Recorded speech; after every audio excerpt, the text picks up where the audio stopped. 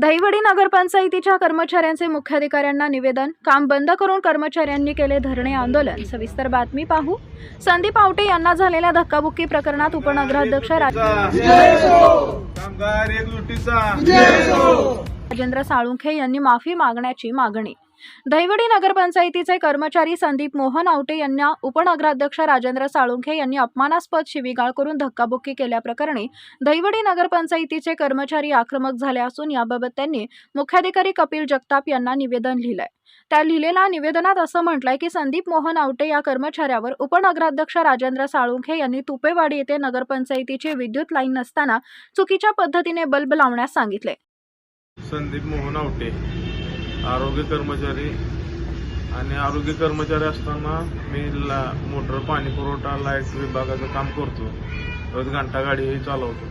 त्यानंतर मी इथं आलो दुपारी आल्यानंतर वरतून उपनगराध्यक्ष खाली आल्यानंतर तिथं मला सांगितलं तू माझं काम करणार का? तरीही मी म्हणलं हो करतो साहेब। नंतर तिथं मी बसलो तर धक्काबुक्की केली। तिथं होते बाळू पिसाळ, जयसिंग अवघडे मुकादम, परत आनंद देवकुळे होते, राजवर्धन साहेब होते, परत अजून हे होते। आपला आवाज न्यूज नेटवर्क संदीप चठार गोंदवडे एवढेच होते। नमस्कार, मी सचिन कदम, लेखापाल दहिवडी नगरपंचायत दहिवडी, महाराष्ट्र राज्य नगर परिषद नगरपंचायत कर्मचारी संवर्ग कर्मचारी संघटनेचा राज्य उपाध्यक्ष।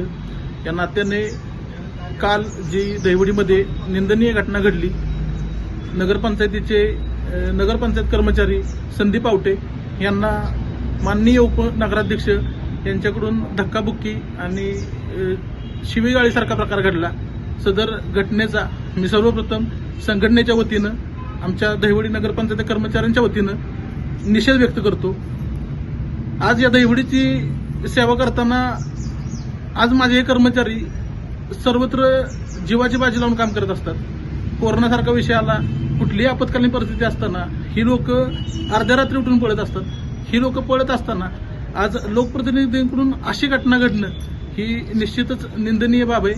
याबाबत माननीय मुख्याधिकारी साहेब, जिल्हा प्रशासनाधिकारी साहेब यांना निवेदन दिलेलं आहे आणि यापुढे संघटना या सर्व कर्मचाऱ्यांच्या पाठीमागे ठामपणे उभी राहील आणि कर्मचाऱ्यांवरती असा झालेला अन्याय हा संघटनेमार्फत खपवून घेतला जाणार नाही।